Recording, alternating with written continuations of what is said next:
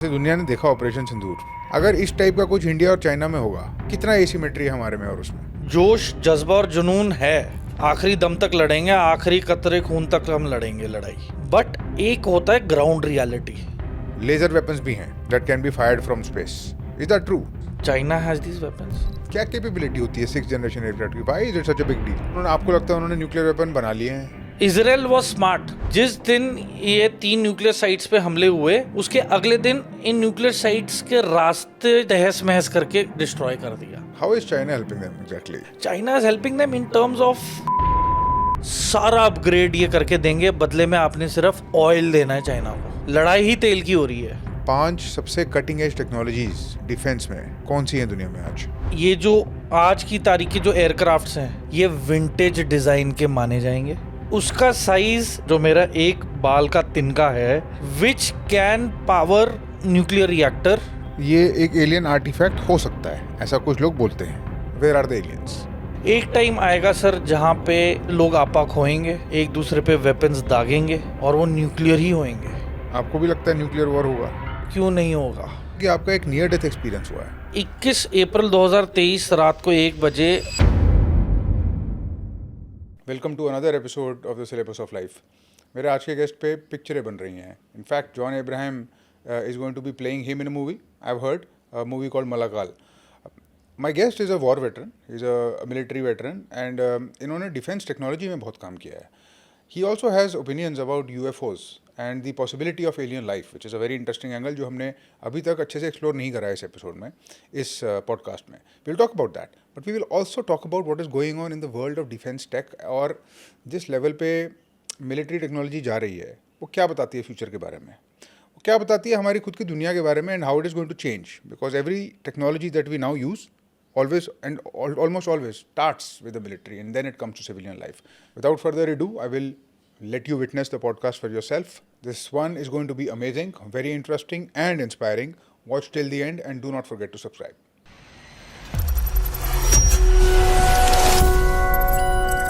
Major Samar, welcome to the show. Thank you sir. जय Hind sir. जय हिंद। बहुत interesting और बहुत सारी बातें करनी है आपसे सर। बट स्टार्ट करते हैं ऑपरेशन सिंदूर से। क्या आपको लगता है CIA का कुछ भी रोल रहा होगा ऑपरेशन सिंदूर में? CIA का सर, देखें सर, मैं आपको एक बात बताता हूँ। ISI और CIA का बहुत पुराना रिश्ता है। वो रिश्ता तब से है जब पाकिस्तान की ISI ने अमेरिका की साइड ली रूसियों को अफगानिस्तान से खदेड़ने के लिए। तो आप सोचे इतना गहरा रिश्ता, जिसके बदले इन्होंने मुजाहिदीन, मुजाहिद एक टर्म होती है जिसे कहते हैं वॉरियर, मुजाहिद, बड़ा ही प्योर और अच्छा शब्द होता था। वो protection of the innocent, justice for the innocent था कि क्या निहत्थे लोगों पे अत्याचार हो रहा है तो मुजाहिद आएगा बचाने। इन्होंने मुजाहिदीन को बद से बदनाम कर दिया, और जिस तरीके से इन्होंने कहते हैं ना, एक पॉक्यूपाइन थ्योरी होती है सर। पॉक्यूपाइन एक ऐसा जानवर है जिसके ना वो तीखे तीखे वो लगे होते क्विल्स, ज़्यादा पास आएंगे तो एक दूसरे को चोट पहुंचाएंगे, और ये इनके साथ वही हुआ है। इतनी नज़दीकियां हो गई कि वो एक दूसरे की हदें और लाइन पार करने लग गए। तो ISI has double crossed CIA by supporting Osama bin Laden, और हम सबको पता है अबोटाबाद में कौन मारा गया था।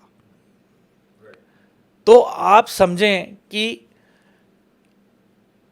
उसामा बिन लादेन को रिकॉग्निशन ISI ने दिलवाया, और उसका अंत भी पाकिस्तान में ही हुआ। और सबसे हैरानी वाली बात यह है कि मतलब ISI को पता होने के बावजूद उन्होंने डबल क्रॉस किया अमेरिकन्स को। और आज की तारीख में मैं दावे के साथ बोल रहा हूं कि ISI और पाकिस्तान सरकार के हाथों पे अमेरिका और UK के सिपाहियों का खून सना हुआ है। पर आप देखिए सर, बाप बड़ा ना बेटा, but the whole thing is that कि सबसे बड़ा रुपया। फील्ड मार्शल आसिफ मुनीर गए ट्रंप को मिलने। अब जायज़ सी बात है, हमारे भी आर्मी चीफ जाते हैं, उन्हें तो कभी दावत नहीं मिली कि वो है ना प्रेसिडेंट ट्रंप के साथ 1-on-1 बैठ के लंच करें। राइट। तो अगर हम एक अंग्रेजी में कहावत है रीड बिटवीन दी लाइंस, तो इससे पता चल रहा है कि पावर, ओवरऑल पावर पाकिस्तान की किसके हाथों में है। और $60 बिलियन सीपेक की सिक्योरिटी, सेफ्टी और फंक्शनिंग के लिए आसिफ मुनीर प्रॉमिस करता है चाइना को। चाइना $60 बिलियन देता है। ये प्रेसिडेंट ट्रंप के पास जाते हैं, वहाँ पे प्रेसिडेंट ट्रंप से $40 बिलियन की डील होती है। उसके बदले क्या दिया आसिफ मुनीर ने? बलूचिस्तान में रेयर अर्थ मेटल्स की माइनिंग के इजाज़त दे दी है प्रेसिडेंट ट्रंप को कि आप आएँ और बलूचिस्तान में अपनी अमेरिकन कंपनीज लाएं और दबा के रेयर अर्थ मेटल्स की माइनिंग करें। तो $1 ट्रिलियन तो यहीं पे सौदा हो गया पूरा। एंड आप जब काबुल एयरपोर्ट लैंड करेंगे, 19 से 22 कंपनीज आज की तारीख में चाइना की अफगानिस्तान में माइनिंग करने चालू हो चुका है, और तालिबान को लाखों डॉलर हर महीने मिल रहे हैं चाइना की तरफ से। अब ये जो डबल गेम, डबल क्रॉस जो कर रहा है, देखें जायज़ सी बात है, ऑप सिंदूर में PL-15 के सारे वेरिएंट फेल हो गए थे, और कई तो इंटैक्ट साबुत हालत में गिरी हुई मिसाइल्स मिली हैं, जिसको उसकी एनालिसिस और टेक्नोलॉजी गेन करने के लिए बहुत सारी कंट्रीज ने इंडिया को अप्रोच किया है कि आप हमें PL-15 सीरीज़ की मिसाइल्स दें और हमें उसके चिप बोर्ड्स, प्रोसेसर्स का प्रॉपर एनालाइज करने दें, ताकि हमें एंटी चाइनीज़ जो टेक्नोलॉजी है उसे काउंटर करने के लिए हमें नॉलेज और नो हाउ जानना ज़रूरी है। सो इट इज़, देखें ये बहुत पहले से होता है। जैसे उसामा बिन लादेन को जब मारा, तो जो हेलीकॉप्टर क्रैश हुआ था उसका रैकेज पाकिस्तान ने चाइना को गिफ्ट किया कि it is a gift from our side, आप इसे ले जाएं और इस पे R&D करें, रिवर्स इंजीनियरिंग करें, और आप रेयर अर्थ मेटल्स के जरिए आप अपनी स्टेल्थ टेक्नोलॉजी बनाएं। जिसके बदले आई थिंक J-35 है चाइना का, वो एयरक्राफ्ट आया स्टेल्थ। एक 6th जनरेशन फाइटर एयरक्राफ्ट भी है इनका, जो अभी उड़ते हुए देखा था, जिसकी शेप सिमिलर टू ये B-2 स्पिरिट बॉम्बर जिसने अभी ईरान में बॉम्बिंग की थी, उसके सिमिलर है। और जो जे सीरीज़ के एयरक्राफ्ट हैं, उसका आप हूबहू डिज़ाइन F-16 से मिलता जुलता है। चाइना जाना जाता है इस चीज़ के लिए, रिवर्स इंजीनियरिंग के लिए। रिवर्स इंजीनियरिंग बोल लो आप उसको, प्लेजरिज्म, कॉपिंग, व्हाटएवर, पॉइंट इज। पर नकल के लिए भी अकल चाहिए। नकल के लिए भी अकल चाहिए, है अकल। हाँ, और वो स्ट्रैटेजी बुरी नहीं है। नहीं, बुरी नहीं है, बिल्कुल नहीं है। आई मीन एटलीस्ट अगर उनके मुल्क के हित में है, हाँ, तो वाई नॉट। इलेक्ट्रिक कार्स ले लो आप, mobile phones, take anything, drones, yes drones. जैसे आप बता रहे थे अभी, एक ड्रोन्स की टेक्नोलॉजी में they have made some really big leaps. I heard about this mosquito drone that China has developed. एक मच्छर जितना छोटा ड्रोन है उनके पास, मिलीमीटर में है। उसका फ्लाइंग टाइम कुछ 15 मिनट या 10 मिनट के आसपास है। पर आप सोचे कि आप और मैं अभी यहाँ बैठे हैं और उतना छोटा सा मच्छर जितना ड्रोन इस रूम में आके यहाँ पे बैठ जाए और हमारी कन्वर्सेशन सुन रहा है, हमारे प्लान्स जो डिस्कस हो रहे हैं, एवरीथिंग इज, मतलब ऑडियो विजुअल दोनों जा रहा है उसके पास। तो एक होती थी नैनो टेक्नोलॉजी, ये तो माइक्रो टेक्नोलॉजी है। आप सोचें इतने छोटे से कंपोनेंट में कितनी चिप्स लगी होंगी, कितने प्रोसेसर लगे होंगे, किस तरीके से वो सैटेलाइट और ग्राउंड कंट्रोल सिस्टम के साथ कम्युनिकेट कर रहा होगा। और उसमें उसका कैमरा आप सोचे कितना छोटा होगा, पर फिर भी पूरा विजुअल दे रहा होगा कमरे का 360 डिग्री। ऑडियो जा रहा होगा पूरा सिग्नल के समय। तो इट इज़ लाइक मतलब सभी हदें पार हो रही हैं।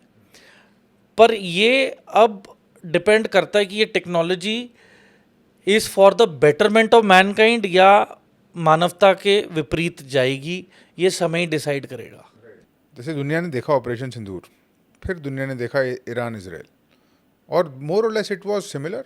हालांकि उनके वहाँ पर aerial bombing was a lot more, air defence ज़्यादा एक्टिव था, बट इंडिया के केस में भी बहुत ज़्यादा रेलिवेंस थी उसकी। तो टेक और एयर और drones, these are the new vocabulary of warfare. This is how warfare is fought. Infantry is a lot behind in warfare. In China हमने इंडिया और पाकिस्तान का तो देखा, अगर इस टाइप का कुछ इंडिया और चाइना में होगा, कितना एसिमेट्री है हमारे में और उसमें। सर देखिए, फ़र्क बहुत ज़्यादा है। There is a very vast void. मैं ऑडियंस को या किसी का, मैं वो मोराल डाउन करने वाली बात नहीं है। जोश, जज्बा और जुनून है, आखिरी दम तक लड़ेंगे, आखिरी कतरे खून तक हम लड़ेंगे लड़ाई। बट एक होता है ग्राउंड रियलिटी, उसको अपनाना बहुत ज़रूरी है आज की तारीख में। ऑडियंस, जो यूथ, हमारे साइंटिस्ट, हमारी स्पेस एजेंसीज और डिफेंस टेक में जितने भी CEOs हैं who are actively involved, we have to accept the fact. The day we accept the fact कि yes there is a very big gap, मुझे लगता है उस दिन से हमारी जो डेवलपमेंट है, our speed of reaching to that level will increase. इस डेवलपमेंट को, इस एसिमेट्री को हम किस पैमाने पे, on what basis are we calculating और अंडरस्टैंडिंग? उनके शिप्स बनाने की स्पीड, उनके पास 6th जनरेशन एयरक्राफ्ट, उनकी टेक, उनके पास लाइसेंसेस जहाँ से वो रेयर अर्थ मिनरल्स माइन कर सकते हैं अपने लिए। They are the first people, and I think openly, आपने बताया मरियाना ट्रेंच में एक्सप्लोर कर रहे हैं वो, and they are doing whatever they want to do, क्योंकि वहाँ पर कुछ है ही नहीं। कुछ ऐसे एरियाज हैं आज की डेट में, Nobody can reach there. We can even reach that. The main मुद्दा इज मैरियाना ट्रेंच के डेप्थ्स में और कोई प्लेयर आज की तारीख में अर्थ पे मौजूद ही नहीं है जो उस डेप्थ तक पहुंच सके फॉर एक्सप्लोरेशन। वहाँ पे सिर्फ ये चाइना की एक कंपनी है, तो that I will give you the name, आप डिटेल में आप डिस्क्रिप्शन में डाल देना। But that is the only company which is doing R&D and going to the depths of Mariana trench. बाकी US ने पुल आउट कर दिया है।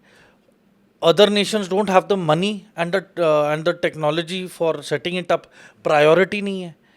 पर आप देखें, जितने भी सवाल आपने मेरे से अभी किए, एज ए इंडियन क्या हम ये कर रहे हैं? Are we doing this? No. हम जब तक R&D में पैसा दबा के नहीं डालेंगे या R&D को प्रायोरिटाइज नहीं करेंगे इस दौर में, वी विल लैग बिहाइंड। हम डिनाइल में नहीं रह सकते हैं। हाँ, चाइना है, दुश्मन है, तो वी शुड नॉट एक्सेप्ट, वो गलत अप्रोच है। जितनी जल्दी असलियत को हम अपनाएंगे उतना बेहतर होगा।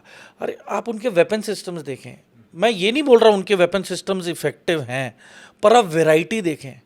सिर्फ एंटी टैंक वेपन लॉन्चर्स, उनके पास सिर्फ 8 तरीके के 8 types of anti tank launcher ही हैं उनके पास सिर्फ।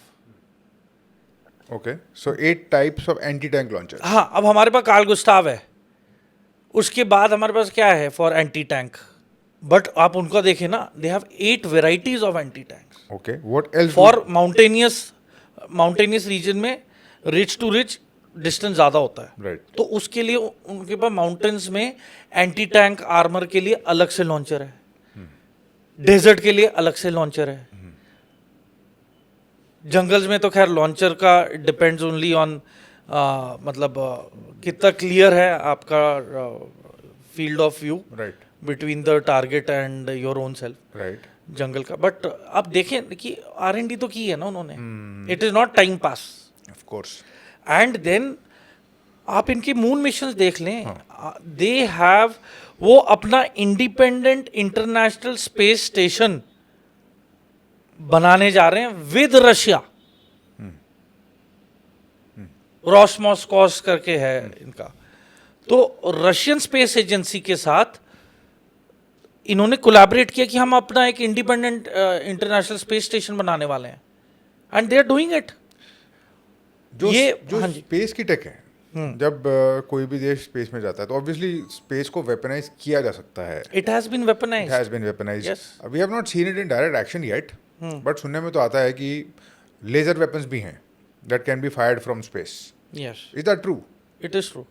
What sort of weapons are these? See, these are basically DEWs, Oh. direct energy weapons. So these direct energy weapons are mainly focused towards laser and plasmas. These are direct energy based weapons which can reach to temperatures up to thousands of degrees and can destroy any electronical equipment from space. And China has these weapons. China has these weapons. एक America का S-37B एक space aircraft launch हुआ था. 37B was in orbit for 903 days लगातार without coming back on Earth. What was it doing there? Reconnaissance? No? It was designating probable enemy satellites which are to be taken out during war Space? Yeah, okay. in space. तो हम जितना मर्जी जोर लगा लें, and में see America is way ahead. हमें लग रहा है कि कुछ नहीं हो रहा है ये वो. They do things very quietly. And F-47 उनका 6th जनरेशन फाइटर जेट है. I think it is good to go operationally. बस वो उनमें इतनी चतुरता है कि वो बताते नहीं है. एक टाइम था जब B-2 स्पिरिट बॉम्बर को लोग कहते थे UFO आ गया. Triangle shaped aircraft. State of the art. State of the art, which defies a lot of aerodynamics and still is airborne. Yeah. आप सोचें उसी टाइप का वाइट एम्परर जो चाइना का भी 6th जनरेशन जो एयरक्राफ्ट है, it's called the white emperor. White Emperor. अब मैं मन में सोचता हूँ वाइट एम्परर क्यों? Is it going to be the emperor of the regions which are of white origin? तभी वाइट एम्परर रखा है. उन्हीं के लिए रखा है. और किसके लिए बनाया है उन्होंने? दैट इज वाई उन्होंने नाम ही रखा है वाइट एम्परर. क्या कैपेबिलिटी होती है 6th जनरेशन एयरक्राफ्ट की? Why is it such a big deal?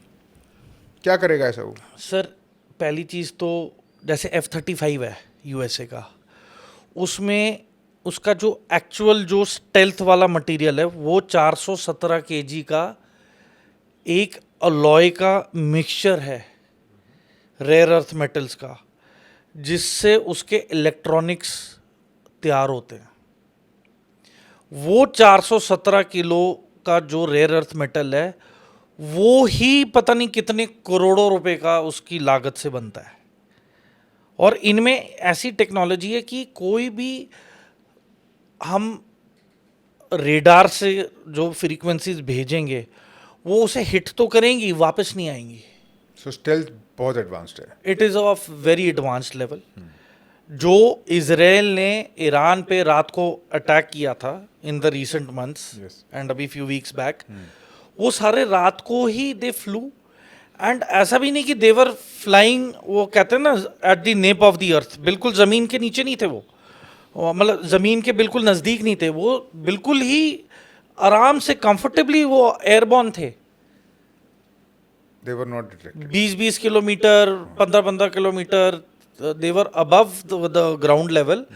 और बड़े तसल्ली से उन्होंने टारगेट एक्वायर किए हैं और इनके न्यूक्लियर साइट्स पे अटैक किया है ईरान की. फॉर्दो, इस्फहान और एक और है, द 3 साइट्स, मेन साइट्स। तो वहाँ पे इन्होंने प्रॉपर टाइप बॉम्बिंग की है। और पहले इसराइल ने की, they came back, Yes. Gave a report as पर सैटेलाइट इमेजरी कि देखें हमने यहाँ पे गिराए हैं, जीबीयूज गिराए हैं, पर वो जो जीबीयूज दैट इजराइल वाज यूजिंग उसकी पेनिट्रेशन पावर इतनी नहीं है। देन उन्होंने अमेरिकन को बोला कि भैया आप हमें there is only one GBU in the world that America has जो इस जीबीयू 57 57 जो उस डेप्थ के बंकर को डिस्ट्रॉय कर सकता है। It reaches a depth of 80 metres, नहीं सॉरी 6, हाँ 80 टू बिटवीन 60 टू 80 मीटर्स। अब जो फोर्दो का जो इनका न्यूक्लियर प्लांट है उसका डेप्थ इज बियॉन्ड, मतलब 80 मीटर से भी ज़्यादा।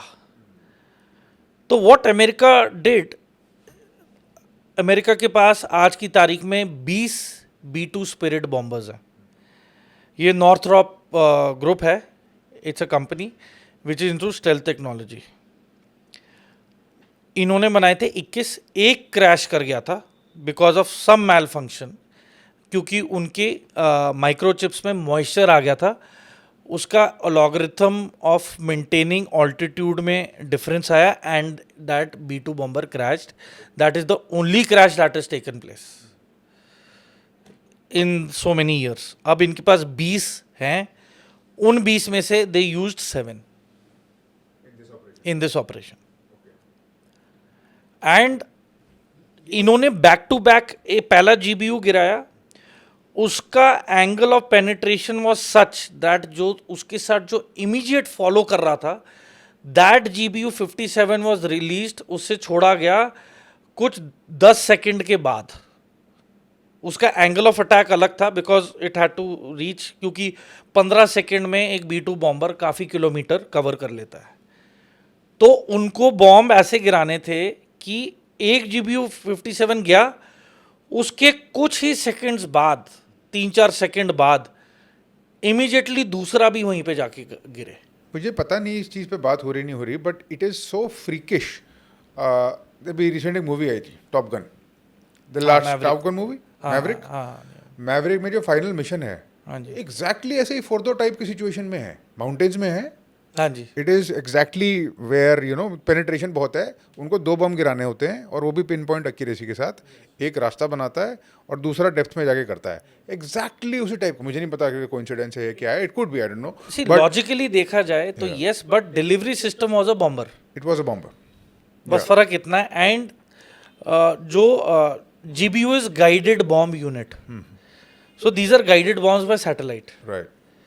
और इनका देयर इज 0 एरर, जहां पे पिन पॉइंट हुआ वहीं पे जाके गिरेंगे। एंड सबसे बड़ा ब्लंडर ये हुआ कि जैसी बॉम्बिंग हुई, ईरान ने साथ ही साथ IAEA को खदेड़ दिया ईरान से कि भाई तुम निकलो। राफेल ग्रॉसी जो हेड ऑफ IAEA हैं, अब मिन्नतें कर रहे हैं कि नहीं हमें आने दो हम बात करते हैं।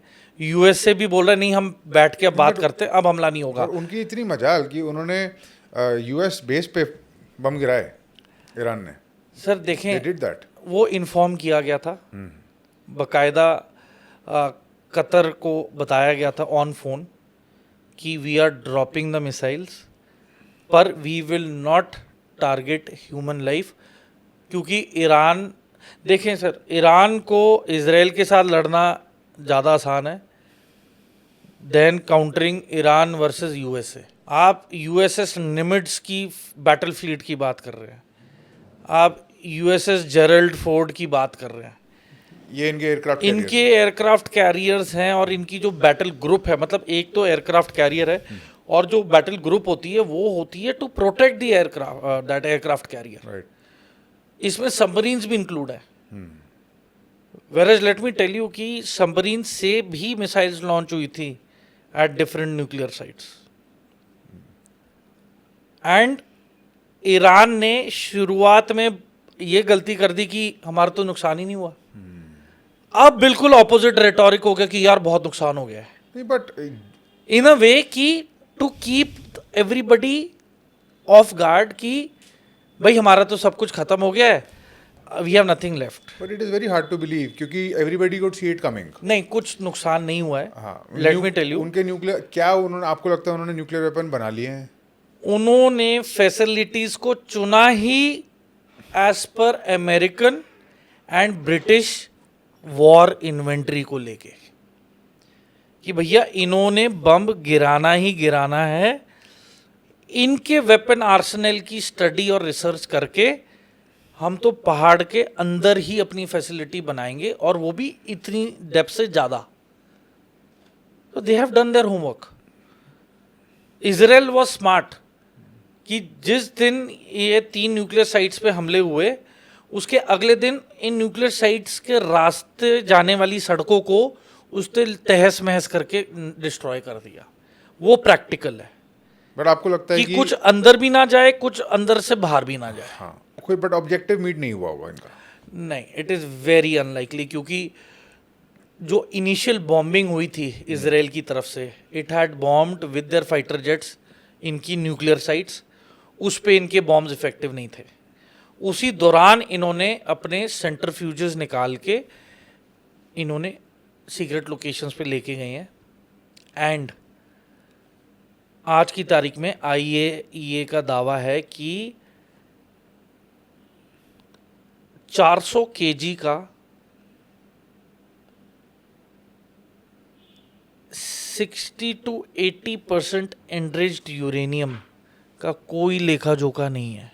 अच्छा कोई हिसाब नहीं गायब है. कोई हिसाब ही नहीं है. That is just very close to weapon grade 90%. Yes, weapon grade is 80%. They were 5.3% short of weapon grade They are almost uranium. there. They are there. Trust me, they are there. They must be there. हाँ. They are there. अरे आप देखें ना, उनके पास North Koreans are helping them, China is helping them, Russia is helping them. How is China helping them exactly? China is helping them in terms of their air defense systems, their radar systems. अब उन्होंने अपने J-10s दिए हैं almost 43 pieces. 2020 में China और Iran के बीच $400 billion की deal तय हुई थी. $400 बिलियन डील फॉर 25 ईयर्स.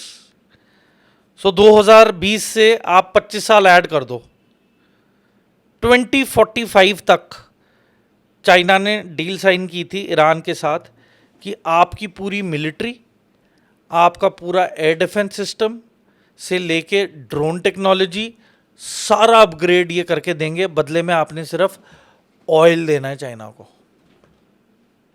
लड़ाई ही तेल की हो रही है, कच्चे तेल की, एनर्जी. तो गिवन ऑल दीज टेक्नोलॉजीज, 5 सबसे कटिंग एज टेक्नोलॉजीज डिफेंस में कौन सी हैं दुनिया में आज? सर देखें, एक तो हो गया आपका एयर डिफेंस सिस्टम.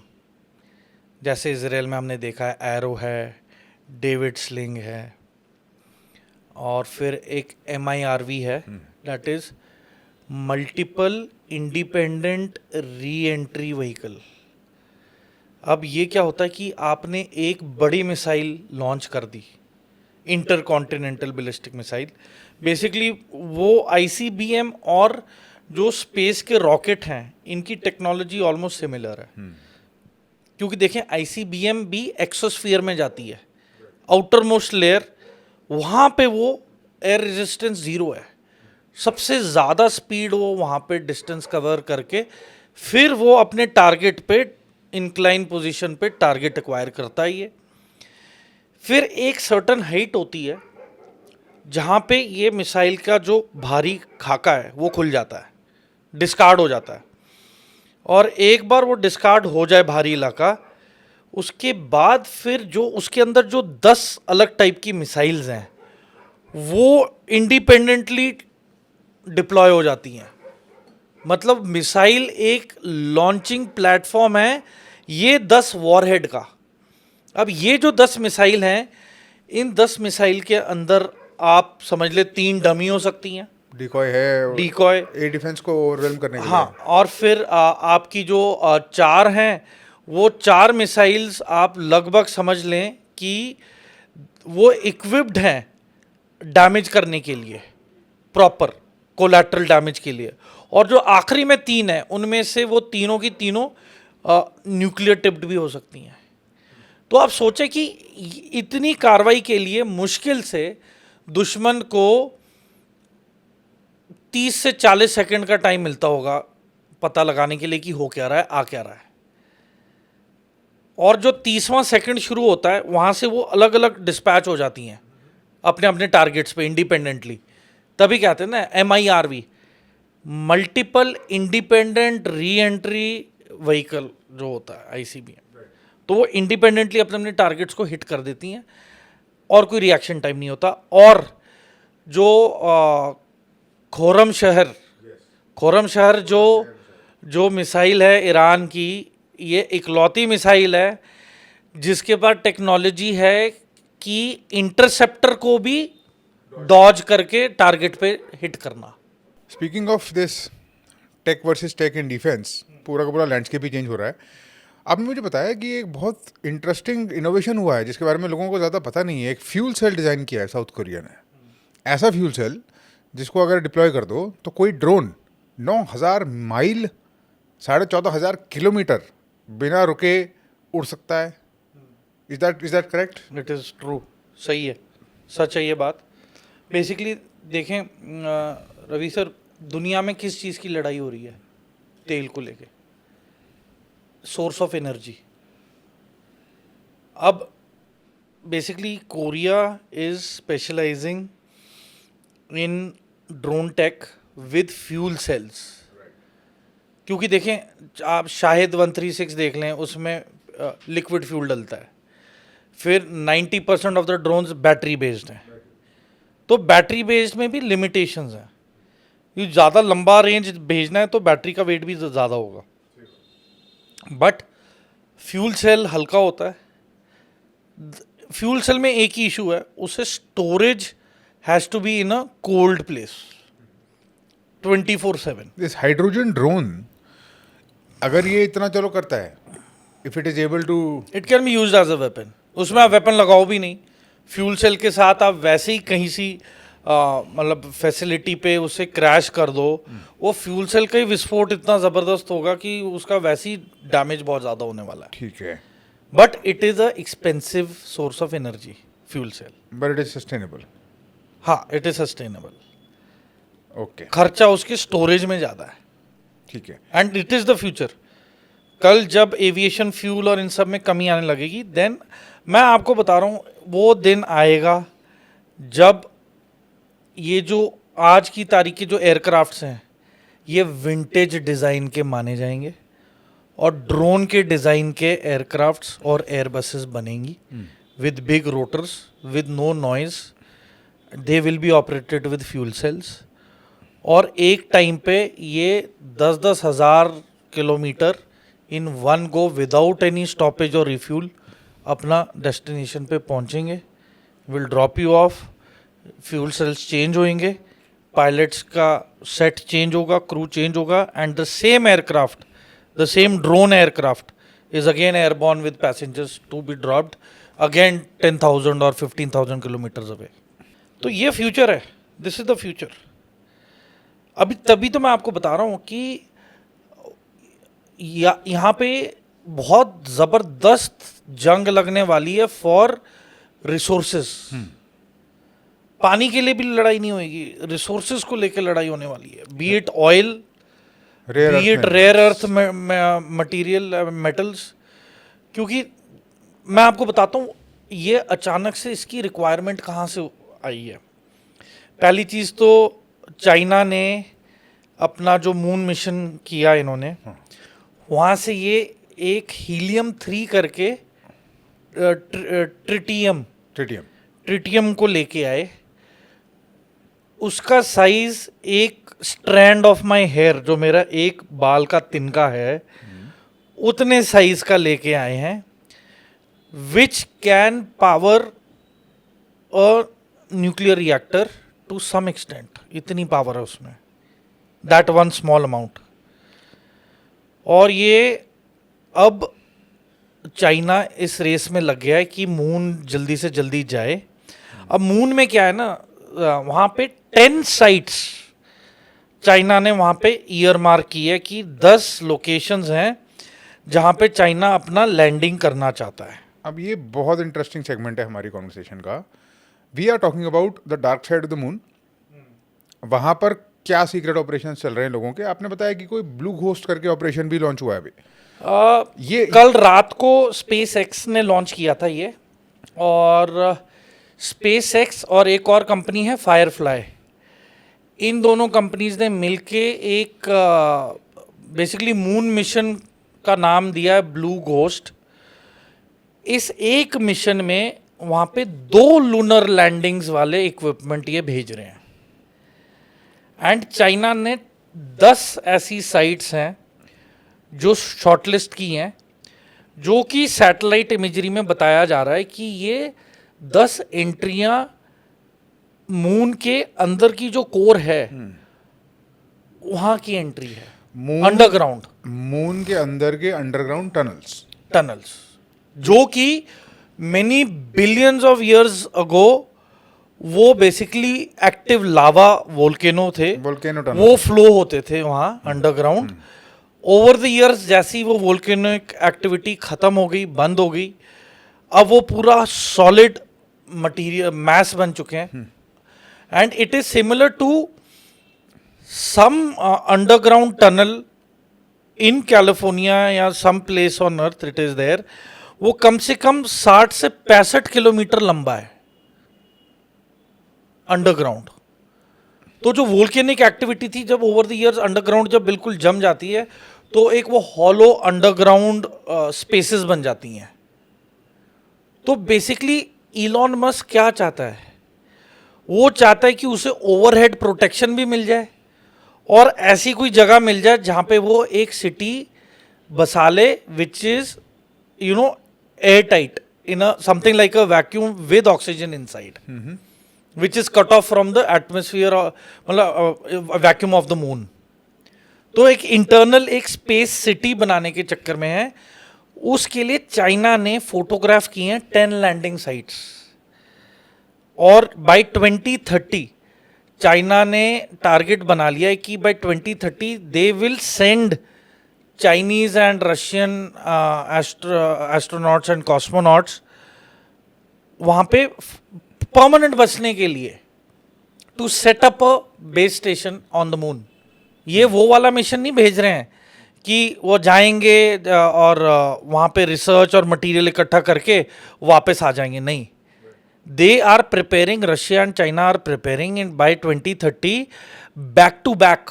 पहले एक टीम जाएगी, वहाँ पे बेसिक सेटअप होगा, उसके within weeks another launch will take place where more critical crew and equipment will be sent, and then emergency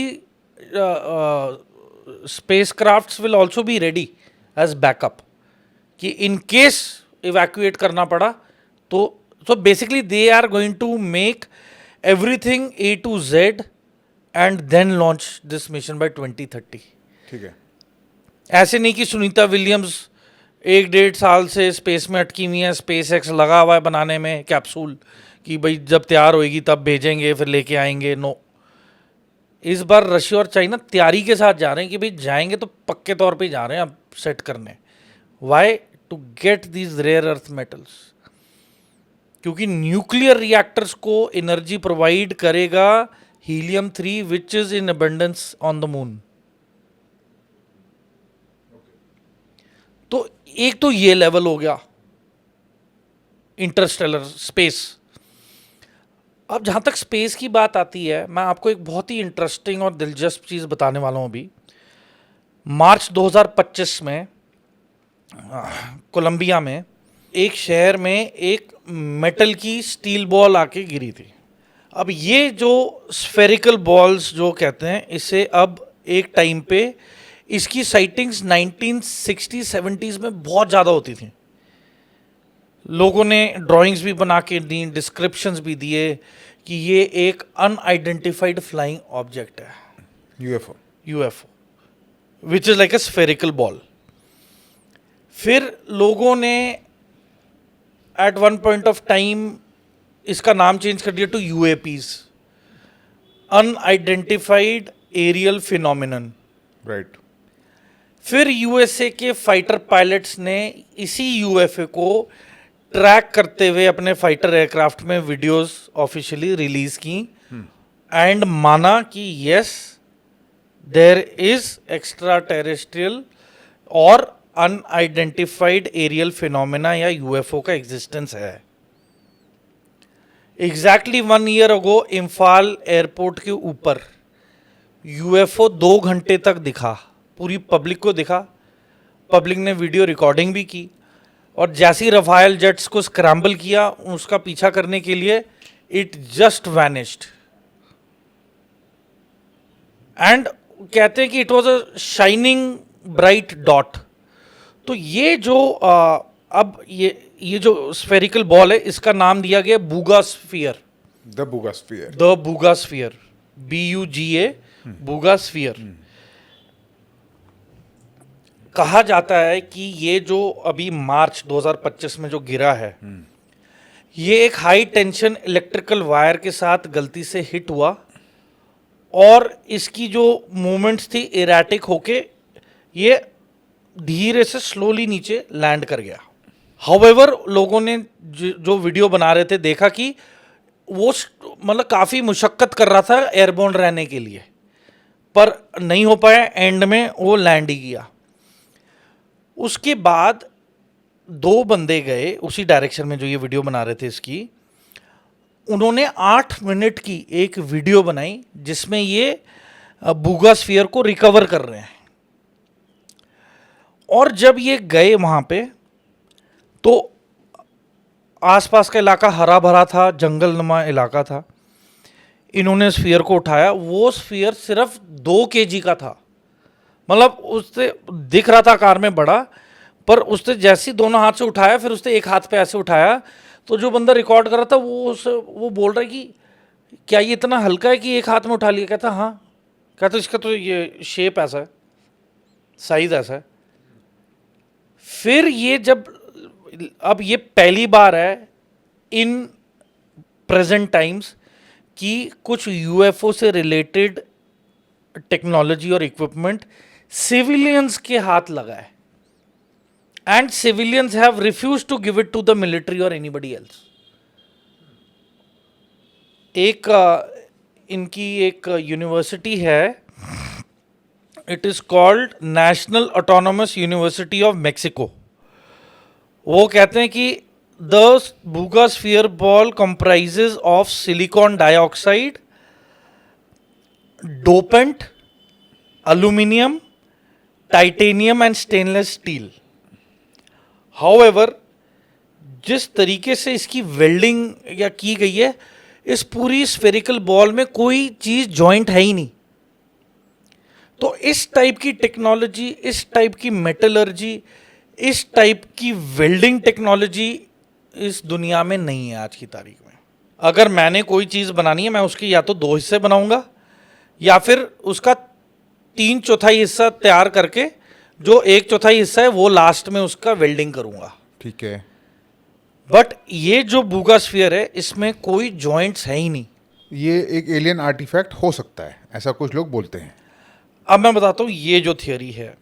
पहली चीज तो सर इसके ऊपर जो हायरोग्लिफिक्स हैं, हायरोग्लिफिक्स बेसिकली जो सिंबल्स और साइन बने हैं वो 2 सिविलाइजेशंस को प्रोमिनेंटली दर्शाता है। एक तो है जो इजिप्शियन पिरामिड्स हैं वो, और जो इंडियन सिविलाइजेशन में संस्कृत में जो हमारे सिंबल्स हैं लेटर्स के वो उसमें हैं मेंशन। एंड जो कोऑर्डिनेट्स हैं, ये जो बूगा स्फीयर हैं ये इकलौता यहाँ पे इस बार नहीं गिरा है। ये 1970 में भी एक किसी को मिला था। देयर वाज अ फैमिली जिसको ये रिकवर हुआ था ये वाला, and the family gave this to मतलब check to the navy and everything. किसी के पास कोई जवाब ही नहीं था। कहते ना किसी के पास दुनिया में कोई ऐसी टेक्नोलॉजी है जो एक ही मेटल को एक ही पीस में राउंड कर दे। और आप मानोगे नहीं कि वो अगले दिन गए उसी स्पॉट पे डॉक्यूमेंट करने जहाँ ये गिरा था। उस इलाके के आसपास सब कुछ बंजर हो गया। जो घास था ब्राउन कलर का हो गया, पत्थर जो वहां पे ग्रे कलर के थे काले पड़ गए। फिर इन्होंने उसी बूगा स्फीयर पे, जो बूगा बॉल थी, उसके ऊपर पानी डाला तो पानी इवेपोरेट कर गया। ये शुरुआती स्टेज में हुआ है। उसके बाद sound like radio activity. Could be. And उसके बाद जैसे ही दिन बढ़ते गए, इस बॉल में से एक बजिंग नॉइज आती थी। अच्छा। वो धीरे धीरे कम होती गई और उसका वेट आज की तारीख में 9.8 किलो दर्ज कर दिया गया है। So the weight has increased. Weight बढ़ गया है। और उसका उन्होंने MRI किया, एक्सरे भी किया, पूरा इंटरनली दे चेक्ड। उसके अंदर कुछ ऐसा मटेरियल है जो जायरोस्कोप की तरह it acts, but it changes its shape and size. पर उनके पास कोई साधन नहीं है कि उसे कैसे काटें, क्योंकि उन्होंने हर एक ब्लेड को ट्राई कर लिया काटने का। इट इज नॉट, वो कट ही नहीं रहा है। एंड जो उसके सेंटर में जो डॉट्स हैं, उसके अंदर इन्होंने माइक्रोस्कोप्स लगा के देखा तो वहां पे फाइबर ऑप्टिक्स के एंडिंग्स के वहां पे साइंस आए हैं। Fibre optic is inside. Okay. तो आप सोचे कि fibre optic is also being used somewhere in some other galaxy right now as we speak. If it is an alien artifact. There is a company called Raytheon, Antarctica में उनका base है। They have a technology कि वो किसी भी country में आज की तारीख में चाहे ना अर्थक्वेक लेके आ सकते, only by frequencies. Frequency emit करेंगे तो वहां पे अर्थक्वेक आ जाएगा। और ये न्यूजीलैंड में हुआ है और वो गलती से ट्रिगर हुआ था। तो आप देखिए, फ्रीक्वेंसी बेस्ड वेपन्स हैं, प्लाज्मा एनर्जी बेस्ड वेपन्स हैं, डायरेक्ट एनर्जी बेस्ड वेपन्स हो गए हैं, लेज़र। आप देखें सर, स्पीड ऑफ लेज़र कितनी ट्रैवल करेगी in space. Speed of light के हिसाब से जाएगी। बट स्टिल अगर हम लाइट ईयर्स के मुकाबले देखें, we do not have any means to travel anywhere. Sir देखो, अभी कल I just read, Chinese company ने इंफ्रारेड कॉन्टैक्ट लेंस बनाए हैं। आप कॉन्टैक्ट लेंस को पहनो रात को, you will be able to see up to 50 metres night vision. Yeah. And if you close your eyes तब भी आपको अपनी inner layer of the eye दिखाई देगी। एंड वो कॉन्टैक्ट लेंस है जो हम दुकान पे खरीद लेते हैं ना, भाई contact lens I want to buy, आंख पे लगाते हैं, वो वाला कॉन्टैक्ट लेंस। आप न्यूरा लिंक देख लो। अब तो इंडियन स्टूडेंट्स ने भी टेक्नोलॉजी दिखाई है जिसके अंदर आप माइंड के साथ कंप्यूटर के मॉनिटर का जो माउस है उसके कर्सर को एक अलग से सिंबल पे ले जाके डबल क्लिक की कमांड दे सकते हो, सोच के ही। माइंड कंप्यूटर इंटरफेस तो हाँ, एम्प्यूटीज बहुत यूज करते हैं इसको। बट ये तो होगी science fiction. But let us come to something which is even more mysterious and perhaps more profound also. आपने बताया कि आपका एक नियर डेथ एक्सपीरियंस हुआ है। हाँ sir, I had that. What exactly happened? Sir ये बात है, यानी 2023 की बात है ये। मुझे एक बहुत ही रेयर सुपर बग कॉन्ट्रैक्ट हो गया था कॉल्ड NDM-1 सुपर बग। इसमें क्या होता है सर, इट डायरेक्टली जो फेफड़े हैं इस पे हमला करता है ये सुपर बग। और कुछ ही घंटों में आपके फेफड़ों में पानी बनना इकट्ठा शुरू हो जाता है। ओके। जो बलगम और पानी दोनों, हाँ हाँ। बेसिकली म्यूकस एंड वाटर, वो रिटेंशन शुरू हो जाता है। वो रुकता नहीं, आपको खांसी आती रहेगी, आप जब तक तो थूक रहे हो ठीक है। एक टाइम आएगा जब आप थक जाओगे तो आप उसी को ही अंदर स्वॉलो करते रहोगे और वो डायरेक्ट आपके फेफड़ों में ही वापस आता रहेगा। और वो स्टेज 4 निमोनिया के तौर पे होता है। राइट। और उसके बाद सर 21 अप्रैल 2023 रात को 1 बजे my heart stopped for I think 13-14 minutes. So I was revived back.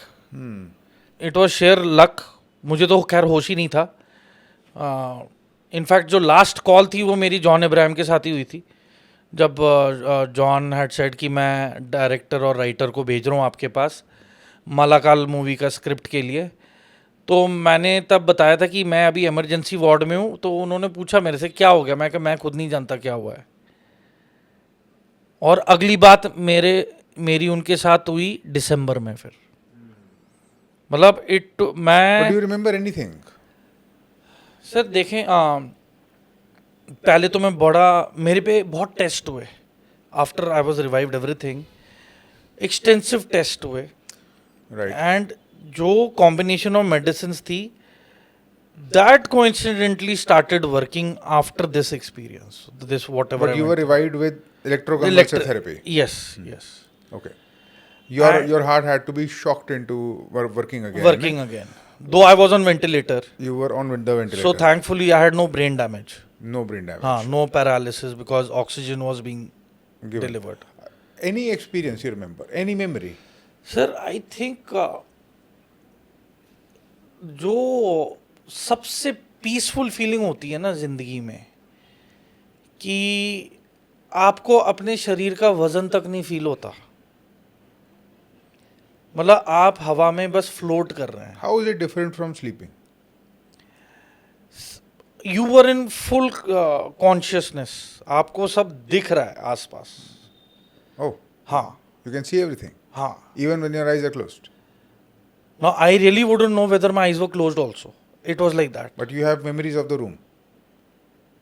No, where I was, नहीं, because जहाँ पे I blacked out was I think in the emergency ward. बाद में मेरे साथ क्या हुआ किधर हुआ I don't know, because I think 13th को I complained of the problem. 15th night मैं कोमा में चला गया था। After that I have, मुझे कुछ नहीं पता क्या हुआ। मुझे इतना पता है कि मैं 4 मई को होश में आया हूँ। मुझे 1 हफ्ता लगा बात करने में, क्योंकि मेरी ये ट्रैकियोटोमी हुई थी इधर। अच्छा.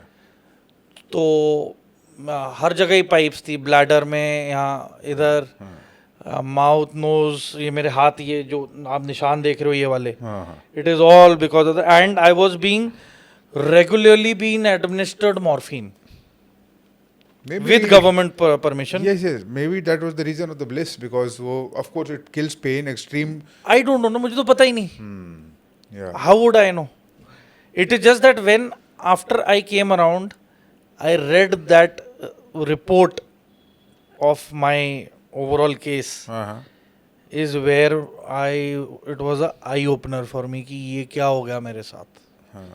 तो उस एक्सपीरियंस में, उस दौरान क्या कुछ ऐसा हुआ? सर उसके अंदर मैं बताता हूँ, एक तो मुझे वेटलेसनेस का बहुत एक एक्सपीरियंस हुआ कि मैं at the ends of space I am floating in the air, and then जब ऐसे लगता नहीं कि you are trying to come around, होश में आ रहे हो, देन यू स्टार्ट सीइंग कि एक a meadow, green meadow with bright light, मतलब एक एक घास के तिनके से लेके एक एक इंसेक्ट और बर्ड मुझे क्लियर और साफ दिख रहा था विद ग्लोइंग कलर्स कि दिस इज लाइफ, ये यहाँ किसी मतलब के लिए ही एग्जिस्ट करते हैं।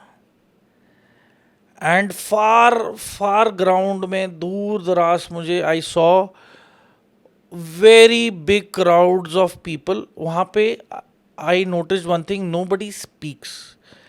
Like here मेरे hand movement हो रहे हैं, मैं lip movement कर रहा हूँ, मेरे eyebrows up down हो रहे हैं expression के लिए, and I have to breathe and I have to make an effort to speak. There ये सब कुछ भी नहीं है। You only look at the person and you are communicating. Telepathy. There is no use of hand gestures. मतलब body language ही इतनी वहाँ पे बिल्कुल काम है। It's like heaven, it is haven. And far ground मैंने देखा कि छोटे बच्चे, पीपल ऑफ ऑल एजेस, वो सब कुछ हो रहा है, like the talking, walking, but I can't see their lips move. I cannot hear precisely कि वो एक इंसान क्या बात कर रहा है, but I can hear the murmur and the जो आवाज़ गूंजने वाली आवाज़ें ना, बात बात बात करने वाली, वो सब चहल पहल हो रही है, बच्चे अपना खेल रहे हैं, एंड जो घास था वो बिल्कुल चमक रहा था, फ्रेश ड्यू ड्रॉप्स वर स्पार्कलिंग. मतलब ऐसा था कि मतलब it was another world all together. A different plane. हाँ. Okay. And then last what I experienced was I saw a very elderly figure. It took me around 7-8 months to recover. I used to use a walker. इस दौरान then I started doing a lot of research and study on technology. And I think उस दौरान then I got a chance to be a part of one defense firm. I'll not name it because of obvious reasons, but we've backed a very big contract, defense contract for the futuristic technologies. And I think with time people will get to know which company I'm talking about. But we are into nano drones, small category drones, medium sized drones, which is for ISR, intelligence, surveillance, reconnaissance and kamikaze. And इनके जो designs are very unique, anti jamming capabilities पे ज़्यादा जोर दिया जा रहा है. Different type of radio frequencies and radios are being used, state of the art, which probably अगर एनिमी चाहे तो जैम नहीं कर सकता. तो ऐसी बहुत सारी चीज़ें हैं. मटेरियल जो यूज़ हो रहा है उसकी बॉडी में, इट इज़ मतलब नॉन डिटेक्टेबल बाय रेडार, नहीं ट्रैक कर सकते आप. तो ऐसी सारी चीज़ें हैं. And then again there is a very serious cause of concern. एक बुक मैं ऑडियंस को बोलूँगा पढ़ेंगे, assassination basically. So it is How is the actual title? Space Sassy. SASSY sassy Assassination. Space nation. ठीक है. असैसिनेशन अगर इकट्ठे पढ़ोगे तो असैसिनेशन. हाँ, of course. It's a play on words. Yes. Who is the author? राजन अरोड़ा. अच्छा. So he has written this and has categorically pointed out that जो हमारे साइंटिस्ट कम्युनिटी है आज की तारीख में इंडिया में, और defence tech people like us, we need to be protected, we need to be safeguarded, because south में बहुत केसेस हो रहे हैं where ISI is actively involved in termination of key figures and scientists who are into extensive R&D for future weapon systems. ये तो अभी हमने देखा भी है. ये हुआ है ईरान में वो देखा ही हुआ ही है. हाँ. सो मैं ये कह रहा हूँ कि इंडिया में ये अब हो रहा है. ये हो रहा है. India is become a challenge and a threat to the world, कि ये कंट्री अचानक से कैसे उभर के आ रही है. और मैं यूथ जो प्रेजेंट जनरेशन को बोलूँगा कि आप प्लीज़ फॉरेन ना जाएं, आप इंडिया में ही पढ़ें. और देखिए, एथिकली सरकार की ड्यूटी बनती है to provide a platform for youngsters with a scientific bent of mind, कि उनका स्टार्टअप शुरू करने में मदद करें. राइट. और मैं बता रहा हूं, जब तक R&D पे पैसा नहीं लगेगा, जब तक आप deep sea mining and research पे पैसा नहीं लगाओगे, जब तक आप स्पेस के जो आपकी फ्रीक्वेंसी ऑफ मून मिशंस को नहीं बढ़ाओगे, I think there will be a lag somewhere. और आज की तारीख में वेदर समबडी लाइक्स इट और नॉट, चाइना अमेरिका से भी आगे बढ़ चुका है. आप मानोगे नहीं, Chinese have purchased tremendous amount of land in USA, in California, legally, which cannot be taken back. अमरीकी वापस नहीं ले सकते वो ज़मीन, क्योंकि वो लीगल टेंडर के मुताबिक वहाँ के अमेरिकन चाइनीज सिटीजन्स ने खरीदी है. वहाँ पे मैस लेवल पे प्रोडक्शन हो रही है, ऑफ जेनेटिकली मॉडिफाइड फूड, और वो सारा का सारा इकट्ठा करके वापस चाइना ही एक्सपोर्ट कर रहे हैं। ये वो वाले लोग हैं, ये वो वाले लोग हैं जिनको रशिया ने अपने फाइटर एयरक्राफ्ट और ट्रांसपोर्ट एयरक्राफ्ट बेचने से मना कर दिया आफ्टर द इनिशियल ऑर्डर, क्योंकि उन्होंने उनके सारे एयरक्राफ्ट्स को रिवर्स इंजीनियर कर लिया और बोल दिया भैया हमें अब कुछ नहीं चाहिए, हम खुद ही बना लेंगे। सारे सुखोई MK-30s के जो रेप्लिकाज हैं वो चाइना के पास हैं। जितने भी IL-76 से लेके C-17 ग्लोब मास्टर है वो सब के reverse engineered and in use in production today China इस्तेमाल कर रहा है, यूज़ कर रहा है। ओके, तो मैं यही कह रहा हूँ कि अगर हम किसी और कंट्री की टेक्नोलॉजी की बजाय क्यों ना हम खुद ही बनाना शुरू करें। तेजस का इंजन है, why are we dependent on GE? चलो उन्होंने बोल दिया नहीं देंगे, क्या कर लोगे अब? एम का प्रोजेक्ट है, एम का project is to be delivered in the coming, देखें 20 से 25 साल लगते हैं एक फ्यूचरिस्टिक एयरक्राफ्ट को बनाने में। आपको लगता है कि 20 से 25 साल तक वी कैन वेट? मैं इतना कहूंगा कि 25 साल का जो टाइम स्लॉट है उसके लिए आप अपनी सेफ्टी और सिक्योरिटी का बंदोबस्त कर लो, पर आप आज की तारीख से ही वो प्रोजेक्ट पे ध्यान दो ताकि 25 साल बाद जो भी आउटपुट होगा हमें रिसीविंग एंड पे नहीं होना है कि हम इसी पे निर्भर रहे और हमारे पास प्रेजेंट आज की तारीख में कुछ है ही नहीं लड़ने के लिए। आपके जितने भी लर्निंग और जितने भी एक्सपीरियंसेस हैं लाइफ में, ये आप मानेंगे कि स्कूल और college can not prepare us for that. Bharat को भी आत्मनिर्भर होना है और जो लोग हैं भारत की जो यंगर जनरेशन है उसको तो होना ही होना है। That is the only way both of them will go together. Sir Israel देख लो, कंपल्सरी मिलिट्री नहीं सर्विस, आप दे आर वेरी नहीं, आप हार्डेंड। ये देखो इजराइल का जो लैंड मैस है, हाँ, मुझे नहीं लगता कि इंडिया की सारी स्टेट उससे बड़ी होंगी। हाँ, छोटा सा है। World dominance, I have worked with Israel weapon industry आपने बताया in the small arms sector.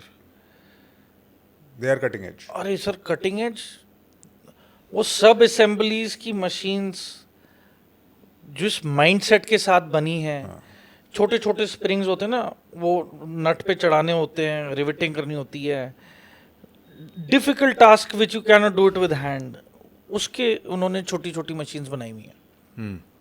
क्या एक बार ठक करो वो आपकी सब assembly ready, the whole final product is made within minutes, not even within hours.